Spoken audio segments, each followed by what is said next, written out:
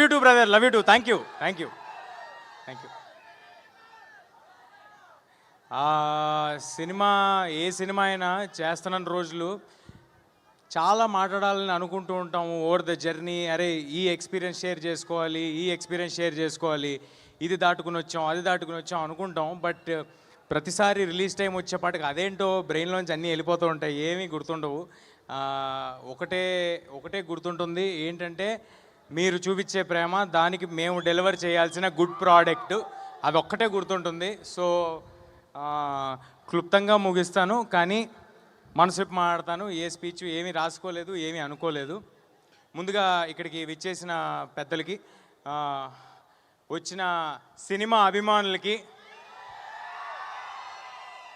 And media వారికి, దీన్ని లైవ్లో చూస్తున్న వారికి అందరికీ నమస్కారం అండి. ఫస్ట్ ప్లగిన్ చేస్తా. సెప్టెంబర్ 12 మిరాయి థియేటర్స్లో వస్తుంది. ఇది ఒక యాక్షన్ ఫ్యాంటసీ అడ్వెంచర్ ఫిల్మ్. అందరూ తప్పకుండా థియేటర్స్కి వచ్చి చూడండి. ఒక వరల్డ్ మీకోసం ప్రిపేర్ చేసి ఉంచాము. మీ పిల్లల నుంచి ఇంట్లో మీ పేరెంట్స్ వరకు అందరికీ నచ్చే ఒక ఫిల్మ్ తీసుకొస్తున్నాము. చాలా కాన్ఫిడెంట్గా చెప్తున్నాను, చాలా ఎఫర్ట్ పెట్టి చేసాము. మీ అందరికీ మా ఎఫర్ట్ కనిపిస్తుంది, మా సిన్సియారిటీ కనిపిస్తుంది, మా హార్డ్ వర్క్ కనిపిస్తుంది. ఒక మంచి సినిమా తీద్దామనే ఉద్దేశంతో మాత్రమే తీసాము. ఇందులో పనిచేసిన ఏ ఒక్కరూ కూడా I'm very happy and proud. ఏ ఒక్కరూ కూడా దీన్ని మరొక సినిమా లాగా, ఒక జాబ్ లాగా, అంటే డబ్బుల కోసం ఈ సినిమా తర్వాత ఈ సినిమా చేద్దాం అనేలాగా, ఒక జాబ్ లాగా ఎవరు ట్రీట్ చేసి చేయలేదండి. అలా ట్రీట్ చేసుంటే ఇవాళ మాకున్న లిమిటేషన్స్లో ఇంత విజువల్, ఇంత సెటప్, మీ నుంచి ఇంత ప్రేమ మాకు లభించేది కాదు. అలా ట్రీట్ చేసుంటే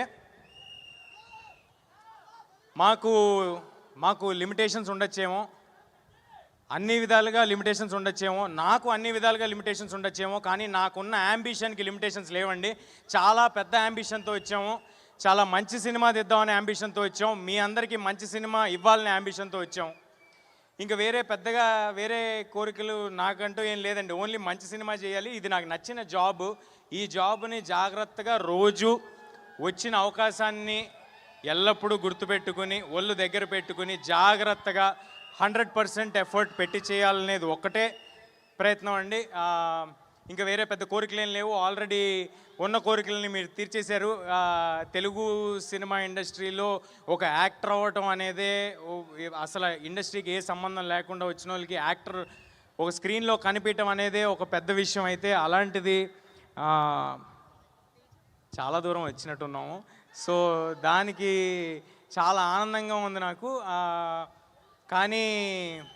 కానీ కంటెంట్ కాదు, ఇంకా చాలా దూరం వెళ్ళాలి. ఆనందంగా మాత్రమే ఉంది దానికి. అండ్ ఇప్పుడు ఎక్కడి నుంచి స్టార్ట్ చేద్దామని ఆలోచిస్తున్నా అండి.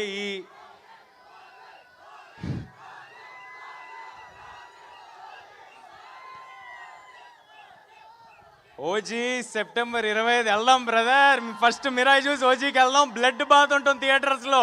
బ్లడ్ బాత్కి అందరం రెడీగా ఉన్నాం ఓజీలో.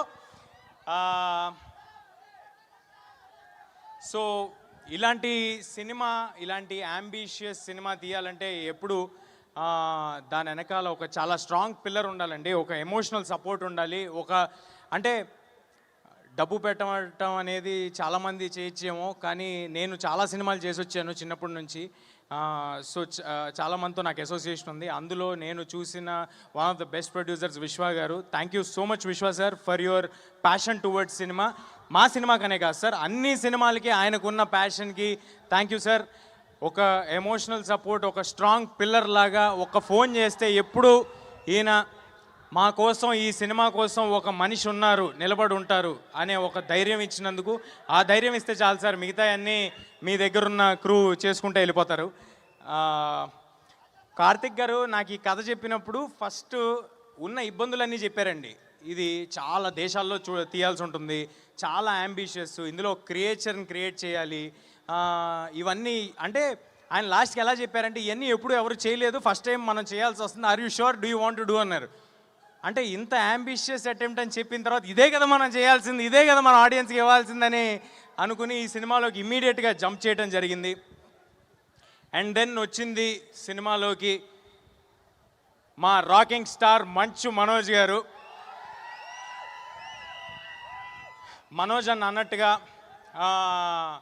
ఆయన హనుమాన్ చూసి, హనుమాన్ ట్రైలర్స్ నుంచి, టీజర్స్ నుంచి ఎంతో సపోర్ట్ చేశారండి. అంటే ఆయనకి నాకు పెద్దగా అంతకుముందు పరిచయం ఏం లేదు. కేవలం కుర్రాళ్ళు వీళ్ళు కష్టపడి ముందుకు వస్తున్నారని, ఆయన ఎలాగైతే కష్టపడి సినిమాలు చేసుకుంటూ వచ్చారో అలాంటి కష్టం ఇంకొకరు పడుతున్నారని అది చూసి వాళ్ళని ఎంకరేజ్ చేద్దామని నాకు ఫోన్ చేయడం జరిగింది, నాతో మాట్లాడటం జరిగింది, అలా రిలేషన్ ఫామ్ అవడం జరిగింది. అలాంటి సందర్భంలో మనోజ్ సార్కి కొత్త రకమైన సినిమాల మీద, లేకపోతే వాటి మీద ఉన్న ఇంట్రెస్ట్, లేకపోతే he is ready to collaborate and do అని తెలియటం నాకు చాలా ఆనందం ఇచ్చింది. ఆ రోజు ఆయన అన్నట్టు మాట ఇచ్చారు, ఆ తర్వాత అలాగే ఈ సినిమా చేశారు. మనోజ్ సార్కు ఆయనకున్న ఎక్స్పీరియన్స్, ఆయనకున్న బాడీ ఆఫ్ వర్క్కి కేవలం ఈ సినిమాలో ఒకటే రీజన్కి హీ స్పాట్, బికాజ్ ఇది ఒక మంచి కథ, ఒక మంచి అంబిషియస్ అటెంప్ట్ కార్తిక్ చేయబోతున్నాడు.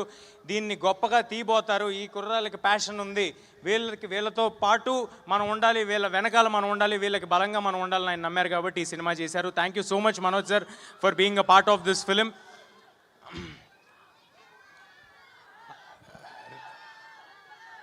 నేను మర్చిపోతాను గురు నా స్పీచు, నేను అసలుకేమీ రాసుకోలేదు అనుకుంటూ చెప్తున్నా, మర్చిపోతాను నాకు ప్లీజ్. అంటే ఒక 2.5 ఒక జర్నీ చేశాం కదా, దాంట్లో చాలామంది ఉంటారు, ఎంతోమంది బ్లడ్ స్వెట్ ఎఫర్ట్ పెట్టుంటారు. ఈ పోస్టర్ల మీద లేకపోతే టీజర్ల మీద కనిపించేది మేమైనప్పటికీ అలా మమ్మల్ని కనిపించడానికి చేసేవాళ్ళు చాలామంది ఉంటారు. అందరి గురించి చెప్పను, ముఖ్యంగా ఉన్న వాళ్ళందరి గురించి క్లుప్తంగా చెప్పేస్తాను. నెక్స్ట్ రితికా గారు. రితికా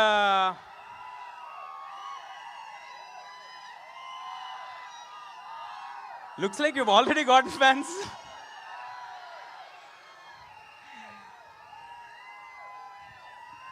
రితికా చాలా చాలా కమిటెడ్ యాక్ట్రెస్. నేను ఇంతకు ముందు కూడా చెప్పడం జరిగింది. ఈ 2 ఏళ్లలో మేము ఎన్ని లొకేషన్స్ తిరిగితే ఆవిడ మాతో అన్ని లొకేషన్స్ తిరిగారు.